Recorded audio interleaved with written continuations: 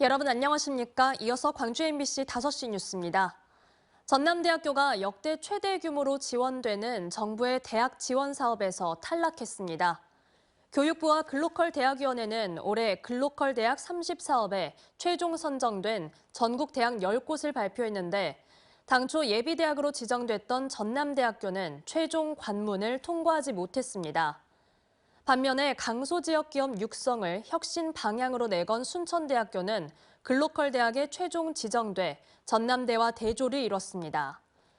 앞서 전남대는 인공지능 융복합 허브로 도약하겠다는 혁신 방향을 제시하며 지난 6월에는 예비대학에 지정됐지만 광주시와 공동으로 수립한 구체적인 실행 계획에서 상대적으로 낮은 점수를 받은 것으로 분석되고 있습니다.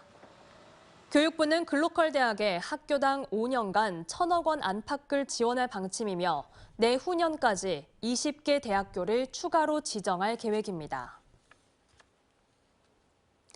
전라남도는 10조 7,044억 원 규모의 2024년 본예산을 편성해 전남도 의회에 제출했습니다. 내년 예산안은 올해 본예산보다 3.5% 늘어난 규모로 일반 회계는 9조 5,956억 원, 특별 회계는 1조 1,088억 원입니다. 전라남도는 대내외 경제 상황 악화로 올해 본예산 대비 5천억 원 내외의 세입 감소가 예상되지만 긴축 재정보다는 더 따뜻한 전남 행복 시대를 열기 위한 중단 없는 재정 지원에 중점을 뒀다고 밝혔습니다. 정부의 예산 축소에 따라 광주 5.18 민주화 운동과 관련된 사업 예산도 잇따라 삭감된 것으로 나타났습니다. 정다은 광주시의원은 행정사무감사에서 대통령 공약 사업인 국립트라우마센터는 설립 타당성 조사 당시 적정 규모 인원 60명에 예산 61억 원이었던 것이 내년 정부 예산안에는 13명 규모의 16억 원으로 대폭 축소됐다고 밝혔습니다.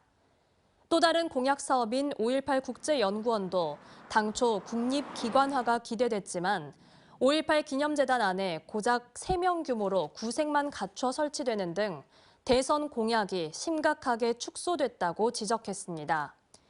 이에 정 의원은 대통령이 사실상 공약을 파기하고 광주를 우롱함에 분노를 느낀다고 말했습니다.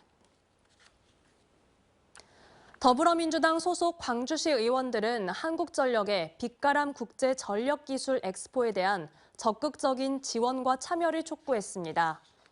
시의원들은 오늘 성명을 통해 한전은 광주 전남 지역 경제 활성화에 기여하고 에너지 산업 변화를 선도하는 빅스포의 성공 개최를 위한 지원을 강력히 요청한다고 밝혔습니다.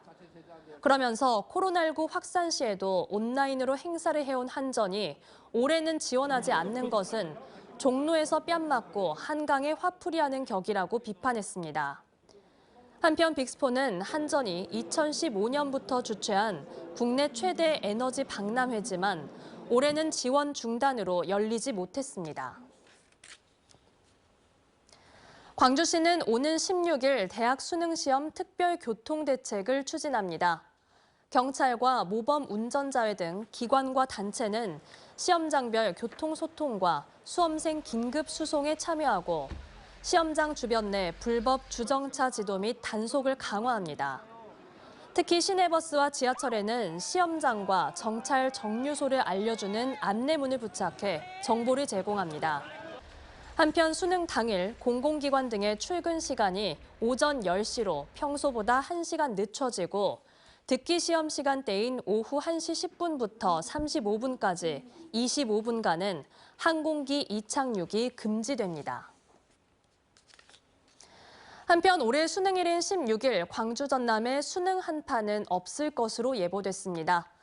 광주지방기상청은 수능일 당일 아침 최저기온은 2도에서 9도, 낮 최고기온은 13도에서 16도로 평년과 비슷할 것으로 전망했습니다. 언제 어디서나 내 손 안의 뉴스. 광주 MBC 뉴스 유튜브 구독으로 함께하세요.